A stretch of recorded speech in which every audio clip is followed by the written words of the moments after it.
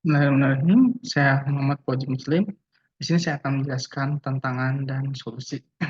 Yang pertama yaitu tantangan umum.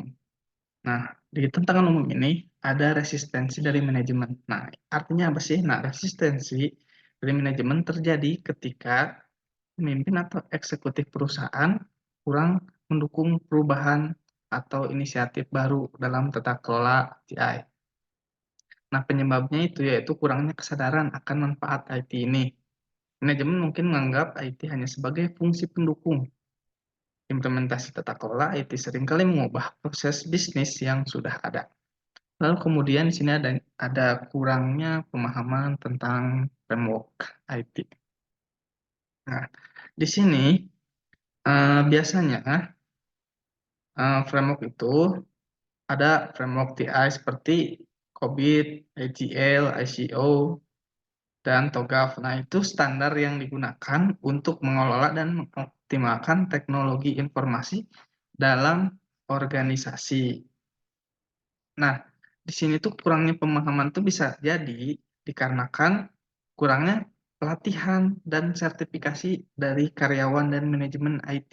Nah, mungkin tidak memiliki keahlian yang cukup dalam framework tata kelola IT ini. Lalu kemudian yang terakhir ada anggaran terbatas. Anggaran terbatas ini dalam tata kelola IT berarti kurangnya dana untuk mengembangkan infrastruktur IT, pelatihan karyawan, atau implementasi framework tata kelola IT yang lebih baik. Nah, penyebabnya adalah manajemen menganggap IT sebagai biaya, bukan investasi. Nah, padahal IT ini adalah investasi jangka panjang kita supaya memudahkan pemahaman kita terhadap sesuatu dan memudahkan jalan kita.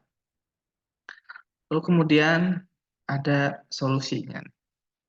Nah, yang pertama solusinya itu sosialisasi manfaat tata kelola IT ke direksi. Nah, artinya eh, mengatasi resistensi dari manajemen yaitu edukasi manajemen tentang manfaat IT, bisa menyediakan pelatihan dan seminar mengenai peran IT dan lain-lain. Lalu kemudian ada pelatihan COVID atau ITL untuk tim. Nah, di sini sangat penting pelatihan ya, karena untuk karyawan supaya bisa lebih paham akan pentingnya ini IT ini. Kemudian ada implementasi bertahap mulai dari proyek kecil. Nah, artinya implementasi bertahap yaitu dari yang kecil dulu, dari yang termudah lalu ke yang paling sulit. Nah, ini bertahap, tidak langsung sekaligus. Gitu. Nah, kemudian kesimpulannya, tata kelola IT adalah kunci untuk pertama keselarasan bisnis IT, akuntabilitas dan mitigasi resiko, lalu optimalisasi investasi IT, kemudian penerapan memerlukan struktur proses dan komitmen manajemen, dan yang poin yang terakhir yaitu action plan, mulai dengan diagnosis maturity level.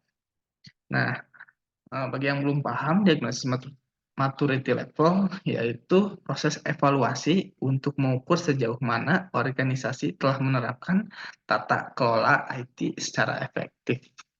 Sekian cukup dari saya.